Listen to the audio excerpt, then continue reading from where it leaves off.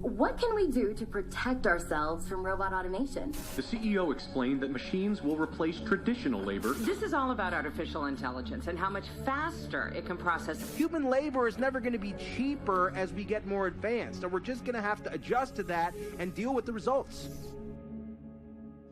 For 3.3 million years, humans have developed technologies to make our lives easier.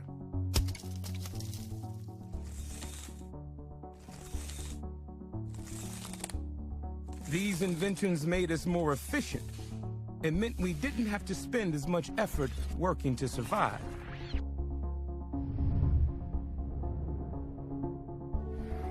But each new development came at a cost. When bronze tools were invented, all the guys who made stone tools were driven out of work. And when iron tools came along, all of the bronze workers lost their jobs. When the Industrial Revolution hit, it wiped out the livelihoods of millions of cobblers and weavers who had to adapt or get left behind. And this process continues today. Only now it's happening faster. Much, much faster.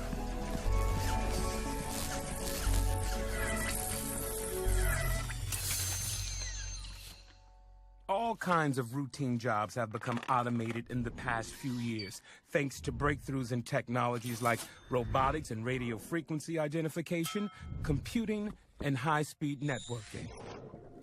And at the same time, another powerful force, globalization, is making it easier for companies to move jobs overseas where wages are lower and regulations are less stringent. In the past 20 years, these two forces, technology and globalization, have wiped out millions of American jobs in manufacturing, from Detroit's auto plants to North Carolina's textile mills. And it's not just manufacturing jobs. We're now entering a dramatically new phase where high-skilled jobs are also at risk. Here's why. Since 1965, computer processing power has roughly doubled every 2 years. All of the computing power that controlled the Apollo mission to the moon can now fit on the chip inside your smartphone. And in a few decades, computers will be thousands of times more powerful than they are today. Already, computers use artificial intelligence to easily beat the world's greatest chess masters, recognize faces, understand spoken language, and even compose music. They can do many of the things that we've always thought made us human, and that threatens many of the jobs we've always thought were secure. Take driving a vehicle, which is one of the top jobs in most states in America. With driverless cars already on public roads, millions of truck drivers, bus drivers, and taxi drivers may soon find themselves obsolete. In hospitals, hundreds of thousands of jobs are on the line, as computers learn to analyze CAT scans and biopsies, deliver low-level anesthesia, and even do surgical procedures. And in restaurants, hundreds of thousands of cooks may be replaced in the coming decades by machines that can follow recipes perfectly without ever taking a sick day or a smoke break. An Oxford University study predicts that within 20 years, 47% of all jobs are at risk of being replaced by technology. That's over 70 million people. And at the same time, globalization is also affecting high-skilled jobs in ways that it never has before.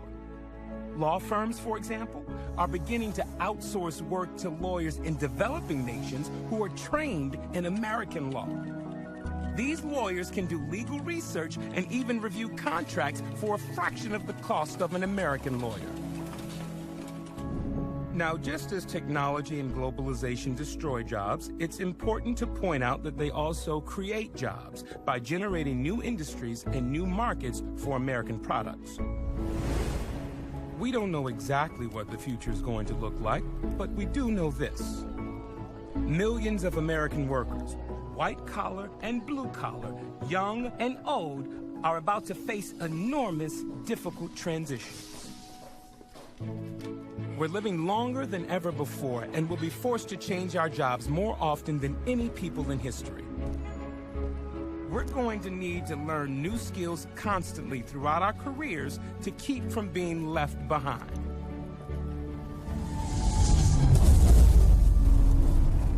This revolution in the job market is not coming in the distant future. It's happening now, and it's going to accelerate.